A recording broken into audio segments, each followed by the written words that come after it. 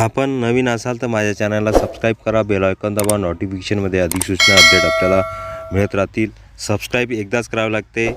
Like करा, comments करा, share करा। आपण पाहणार आहोत आज पत्रलेखन परीक्षामध्ये कसे लिहावे। पत्रलेखन म्हणजे काय? आपल्या मनातील कल्पना, भावना, विचार, मते, इच्छा, अपेक्षा व सूचना योग्य रीतीने अपेक्षित व्यक्तीपर्यंत पोहोचवण्याचे लिखित स्वरूपातील माध्यम म्हणजे पत्र होय। पत्र यानी उर्दू में इसे खत कहते हैं। पत्र का मतलब ये है कि दिल में का जज्बा, ख्याल, सोच, इच्छा, हिदायत दूसरे इंसान तक लिखकर पहुंचाना यानी खत, इसका मतलब पत्र होता है। आपण पाहूया पत्र लिहिताना नियम। एक, पत्रलेखन कृतीचे योग्य वाचन करा। ज्यावेळेस परीक्षामध्ये कृती पत्रिकामध्ये पत्राचा जो प्रश्न विचारलेला आहे त्याचा योग्य चांगले वाचन करायचं आहे। 2, कृती वरून कोणाला व कशाबद्दल पत्र लिहायचे आहे ते समजून घ्या। कृती हम पहले पढ़ेंगे और खत काय के लिए और किसको लिखना है ये समझेंगे। ईमेल स्वरूपाच्या पत्रामध्ये डावीकडे दिनांक, महिना, मजकूर, समारोप व शेवटी पत्र पाठवण्याचा पत्ता लिहा। ईमेल के खत में अगर डावी साइड से दिनांक लिखना है, महीना, मजकूर, उसका आखिरी और आखिरी में उसका पता लिखना है। पत्रातील भाषा सुस्पष्ट असावी। खत में जो भी हम भाषा में लिखेंगे वो भाषा साफ सुथरी होनी चाहिए। संवादात्मक भाषाशैली असावी। आपण असे बोलकी भाषामध्ये असं जसं आपण संवाद करत आहोत, बोलत आहोत अशा प्रकारची भाषा सुस्पष्ट असावी। चांगल्या प्रकारची भाषामध्ये सुस्पष्ट लिहिलेले असावे। पत्राचे मुख्य 2 प्रकार पडतात। 1, अनौपचारिक पत्र, 2, औपचारिक पत्र। बोर्डाच्या परीक्षेत अनौपचारिक व औपचारिक पत्र ही दोन्ही प्रकारचे पत्र विचारली जातील। बोर्ड के एग्ज़ाम में अनौपचारिक पत्र और औपचारिक पत्र दोनों भी पत्र पूछे जाएंगे। अनौपचारिक पत्रात 1, अभिनंदन पत्र, 2, कौटुंबिक पत्रे यापैकी कोणतेही एक येऊ शकते। अनौपचारिक खत में अभिनंदन इस्तकबाल करने का और कौटुंबिक पारिवारिक खत भी, ये दोनों में से कोई भी एक आ सकता है। औपचारिक पत्रात 1, मागणी पत्र, 2, विनंती पत्र या 2 प्रकारापैकी कोणतेही एक पत्र येऊ शकते। औपचारिक खत में हम मांगनी पत्र कोई भी किताबें मंगाना है, कोई चीज़ें मंगा सकते हैं, और दूसरे विनंती पत्र यानी विनती खत दरख्वास्त कर सकते हैं। या 2 प्रकारापैकी कोणते एक पत्र येऊ शकते। ये दोनों किस्में में से कोई भी एक किस्म आप इम्तिहान में एग्ज़ाम में आ सकते हैं। पत्र लेखनाच्या 2 कृती दिल्या जातील। 2 कृती दिया जाएंगे। दोन्हीपैकी कोणत्याही एका कृतीनुसार पत्र लिहिण्यास सांगितले जाईल। दोनों कृती में से कोई भी एक में से कृति में से खत लिखना कहा जाएगा। कृतीतील सर्व मुद्दे पत्रलेखनात येणे आवश्यक आहे। कृती में जो भी पॉइंट्स देवे वो खत में आना ज़रूरी है। पत्र ईमेल प्रारूपानुसार लिहायचे आहे। या प्रश्नसंचात सर्व पत्रे ईमेल प्रारूपानुसार लिहून दाखवलेली आहेत। ईमेल के तरीके से खत हमें लिखना है। ईमेल प्रारूपानुसार लिहिलेल्या पत्रात पाकिट लिफाफा काढण्याची आवश्यकता नसते। ईमेल जो खत लिखते हैं उसमें हमें लिफाफा निकालने की ज़रूरत नहीं है। पत्रलेखन पत्राच्या सुरुवातीला योग्य तो मायना लिहावा। पत्रातील मजकूर थोडक्यात पण मुद्देसूद लिहावा। पत्राचा योग्य तो शेवट करावा। खत लिखते टाइम में शुरुआत अच्छी होनी चाहिए। उसका खत में मायना लिखना ज़रूरी है, और उसमें जो भी हमारी भाषा मुद्देसूद साफ़ सुथरी अच्छी और मुद्देसूद होना चाहिए। घरगुती और कौटुंबिक पत्र लिहाव्या वेळेस वडिलांना काय वापरायचे ते आपण समजून घेऊया।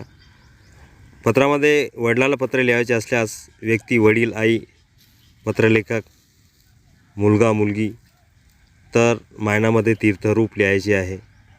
शीर्षाष्टांग, नमस्कार, विनंती, विशेष असं लिहायचे आहे। आणि शेवटी आपली तुमची असं लिहावायचं आहे आणि त्याच्यानंतर नाव लिहायचे आहे आणि स्वाक्षरी करावायची आहे.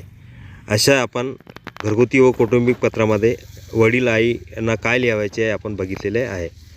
माँ और बाप को क्या लिखना है इस घरगुती और पारिवारिक खत में, ये हमने देखे हैं. पत्राचे मायने घरगुती किंवा कौटुंबिक पत्रे व्यक्ती इतर वडील मंडळी जैसा काका काकू मामा मामी, जिस तरह अब्बू के अलावा पिताजी के अलावा जो भी मामा चाचा उनके क्या लिखते हैं खत के लिए, उनका मायना उनको तीर्थस्वरूप लिखते हैं. साष्टांग नमस्कार विनंती विशेष असं लिहितात आणि शेवटी आपली लिहायची आहे आणि नंतर नाव लिहायचे घरचे आणि स्वाक्षरी करायची. अशा वडिला व्यतिरिक्त इतर मंडळींना तीर्थस्वरूप लिहून अशा प्रकारचे पत्रामध्ये अगर पिताजी के अलावा अगर कोई चाचा मामा काका आते हैं उनके लिए तीर्थस्वरूप लिखने का है, अपनी और नाम लिखकर साइन करना है और इस तरह खत कंप्लीट करना है. पत्राचे मायने घरगुती किंवा कौटुंबिक पत्रे व्यक्ती लहान किंवा लहान भाऊ बहीण आहे त्यांना जर पत्र लिहावायचे असल्यास तर पत्रलेखक वडील भाऊ बहीण मायना त्यांना चिरंजीव लिहावायचे आहे, अनेक आशीर्वाद लिहावायचे आहे आणि शेवटी तुझी असे लिहायचे आहे, नाव टाकायचे आणि स्वाक्षरी करावायची है. खत में अगर भाई बहन को भी खत लिखना है तो उनका मायना, उनको आशीर्वाद और नाम, आखिर में तुझी, ये सब लिखना ज़रूरी है.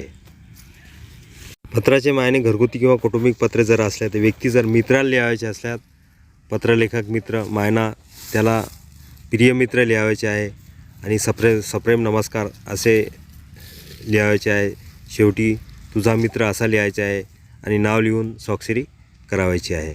अशा प्रकारे आपण मित्राला सुद्धा पत्र लिहिताना दोस्त को खत लिखना है तो ये चीज़ें खत में ये सब ज़रूरी है. पत्राचा दुसरा प्रकार आहे व्यावहारिक पत्रे. व्यावहारिक पत्रेमध्ये सन्मानी व्यक्ती आपण पत्र लिहितो त्यांना पत्रलेखक त्रस्त मायना त्यांना लिहायचे माननीय श्री यास साष्टांग नमस्कार विनंती विशेष पत्र शेवटी आपली लिहायचं आहे, नम्र लिहायचं आहे आणि पूर्ण नाव टाकून स्वाक्षरी करावायची आहे.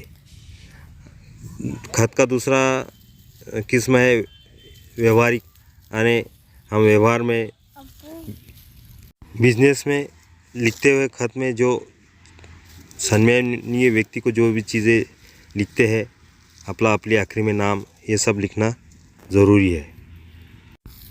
व्यवहारिक पत्र में और जो व्यक्ती अधिकारी को खत पत्र लिहिताना काय करायचे, पत्रलेखन त्रयस्थ मायना लिहायचा माननीय महाशय असं आणि ह्या साष्टांग नमस्कार विनंती विशेष असं लिहायचे आहे. शेवटी आपली नम्र लिहायचे आहे, संपूर्ण नाव लिहायचे आहे आणि नाव लिहिल्यानंतर स्वाक्षरी करावायची आहे. ऐसा व्यवहारिक जो भी बिजनेस के खत हम अधिकारी को लिखते हैं तो ये सब चीज़ें माननीय महाशय अपनी नाम ये लिखना ज़रूरी है.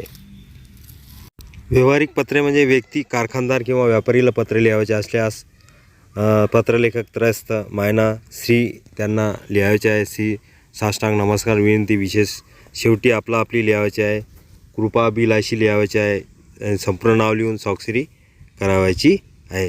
इस तरह कारखानदार अगर किसको और एक बिजनेसमैन को अगर खत लिखना है तो ये सब चीज़ें लिखना ज़रूरी है.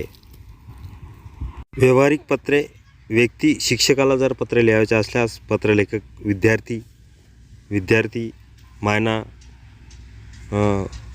गुरुवर्य सर सादर नमस्कार. व्यवहारिक पत्रामध्ये व्यक्ती शिक्षक पत्रलेखक विद्यार्थी मायना गुरुवर्य सर सादर नमस्कार असा लिहायचा आहे. शेवटी तुमची आज्ञाधारक असं लिहायचं आणि संपूर्ण नाव लिहून स्वाक्षरी करायची आहे. व्यवहारिक पत्रामध्ये खत लिखते टाइम में इस तरह टीचर पत्रलेखक विद्यार्थी स्टूडेंट है तो मायना गुरुवर्य सर सादर नमस्कार, इस तरह तुमची और नाम लिखकर खत पूरा करना है. 15 व्यावहारिक पत्रे. व्यक्ती सन्माननीय व्यक्ती, पत्रलेखक त्रयस्थ, मायना, माननीय श्री, साष्टांग नमस्कार, विनंती विशेष. शेवटी आपली नम्र संपूर्ण नाव लिहायचे आहे आणि अशा प्रकारे पत्र पूर्ण करावायचे आहे. व्यावहारिक पत्र लिहिताना सन्माननीय व्यक्तीला जो आदर द्यावाचा आहे ते पूर्ण लिहायचं आहे आणि पत्र पूर्ण करावायचे आहे. इस तरह सन्माननीय व्यक्ति को खत ये सब लिखकर लिखना पूरा करना है. पत्राचे प्रकार आहे: 1 घरगुती पत्र, 2 अभिनंदन पत्र, 3 निमंत्रण पत्र, 4 आभारदर्शक पत्र, 5 चौकशी पत्र, 6 मागणी पत्र, 7 विनंती पत्र. घरगुती पत्र आपण लिहू शकतो घरच्या खुशाली कसा आहे काय, अभिनंदन, एखाद्या विद्यार्थ्याचा शाळेमध्ये पहिला नंबर आला किंवा धावण्याच्या स्पर्धेमध्ये आला, अभिनंदन पत्र आपण लिहितो. निमंत्रण पत्र एखाद्या बहिणीचं लग्न असेल, भावाचं लग्न असेल, वाढदिवसाच्या निमंत्रणासाठी आपण सुद्धा पत्र लिहू शकतो. आभारदर्शक एखाद्याचा आभार व्यक्त करण्यासाठी आपण पत्र लिहू शकतो, मित्र, विद्यार्थी, शिक्षक यांना सुद्धा. चौकशी पत्रसुद्धा आपण अर्ज करू शकतो, नगरपालिका, महानगरपालिका आणि मागणी पत्र आपल्याला काय मागवायचं आहे, पुस्तके मागवण्यासाठी पत्र आपण लिहू शकतो किंवा साहित्य मागवण्यासाठी. आणि विनंती पत्रसुद्धा लिहू शकतो किंवा सुट्टीसाठी आपण शाळेमध्ये मुख्याध्यापकांना विनंती पत्र लिहू शकतो. अशा प्रकारचे पत्राचे प्रकारसुद्धा आपण बघितलेले आहे. नियमाने जर पत्र आपण लिहिले तर आपल्याला परीक्षेमध्ये चांगल्या प्रकारचे मार्क मिळतील व आपण चांगल्या प्रकारचे मार्क मिळू शकतो. पत्र लिहिताना महत्त्वाचे नियम आपण पाळायला पाहिजेत. 1 पत्रलेखन कृतीचे योग्य वाचन करा. योग्य वाचा. आपण पत्र कशा बाबतीत लिहायचे आहे ते वाचूनच पत्र लिहिण्यास सुरुवात करा. कृति पत्रिका में एग्ज़ाम में हम पत्र काय के बारे में आए ये अच्छी तरह से पढ़ो और बाद में लिखने के लिए सुरुवात करो. कृती करून कोणाला व कशाबद्दल पत्र लिहायचे आहे ते समजून घ्या. हमको खत किसके बारे में, किसको और काय के लिए और किसको लिखना है ये पहले हमने समझ लेना ज़रूरी है. 2-3 ईमेल स्वरूपाच्या पत्रामध्ये डावीकडे ईमेल खत अगर आता है तो उसके बारे में हम दिनांक, मायना और मजकूर आखिरी में, समारोह आखिरी में, और खत लिखने का एड्रेस लिखना ज़रूरी है. और पत्रातील भाषा साफ सुथरी होनी चाहिए, सुस्पष्ट भाषा असायला पाहिजेत, संवादात्मक भाषाशैली असावी. आपण जसं बोलत आहोत अशा प्रकारची भाषा चांगल्या प्रकारे असावी. खत लिखते टाइम में अपनी भाषा साफ सुथरी होनी चाहिए और संवादात्मक भाषाशैली असावी. जसं आपण त्या पत्रामध्ये बोलतो अशा प्रकारची भाषा असावी. जिस तरह हम खत में एक दूसरे से बातचीत कर रहे हैं ऐसी हमारी भाषा होनी चाहिए. अशा प्रकारे आपण पत्र लेखन कशा प्रकारे करावे यावर विशेष माहिती सांगितलेली, पूर्ण माहिती बघितलेली आहे.